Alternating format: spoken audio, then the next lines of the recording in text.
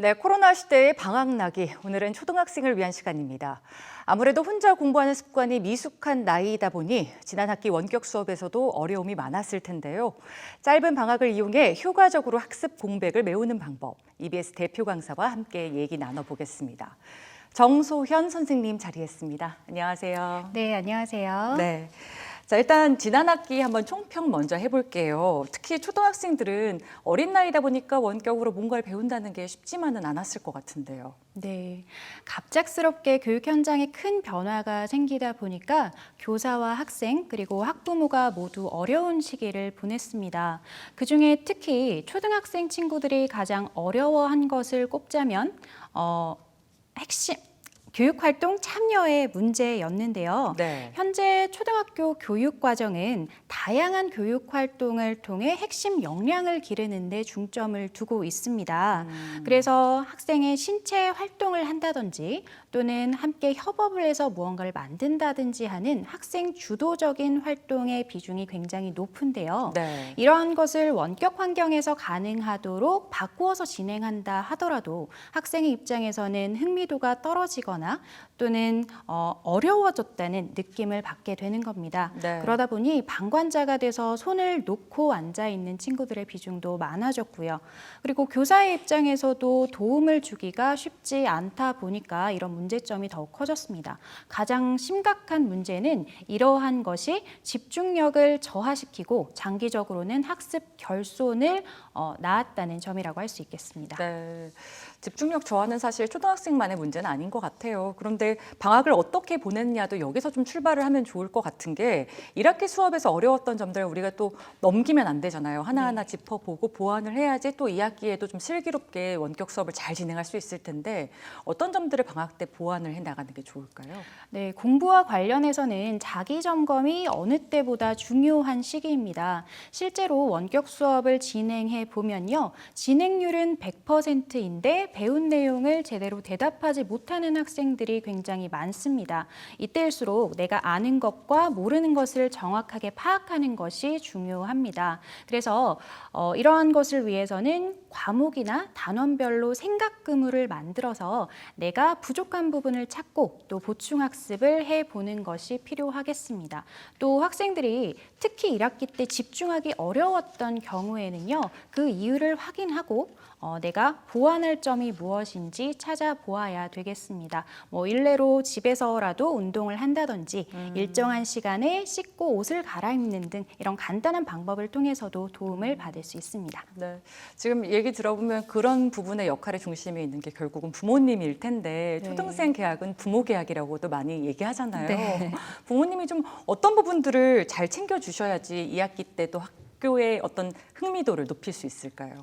네, 흥미도를 높이는 가장 좋은 방법이라고 하면요. 지금 배우고 있는 내용을 우리의 생활 또는 아이가 좋아하는 것과 이어주는, 즉 연결고리를 만들어주는 것이라고 할 수 있겠습니다. 그런데 이러한 부분을 부모가 모두 찾아주어야 한다고 생각하면 너무 어렵고요. 대신 아이가 그것을 직접 찾고 공유하고 싶은 환경을 만들어준다고 생각하면 좋을 것 같습니다.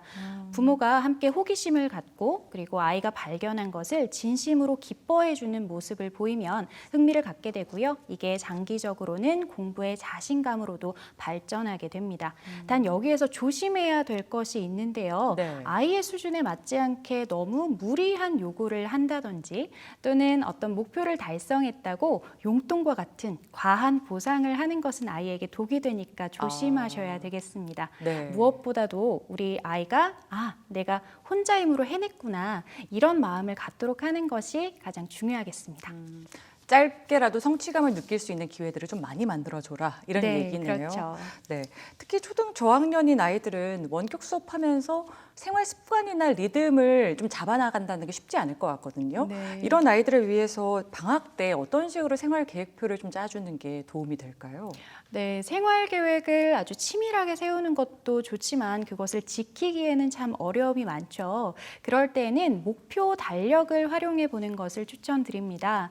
매일 매일 내가 이루고 싶은 목표나 다짐을 몇 가지 정해서요. 달력에 오늘 날짜에 스티커를 붙여보는 겁니다. 그리고 그 결과를 확인해 보는 것으로 아주 도움이 많이 될 것 같습니다. 특히 가족들이 서로의 목표를 세워서 함께 응원해 준다면 더욱 도움이 많이 될 것 같습니다. 이것이 익숙한 학생들은요. 큰 목표를 하나 정해서요. 그것을 일주일이나 하루 단위의 작은 목표로 나누어서 달성해 보는 것도 추천합니다.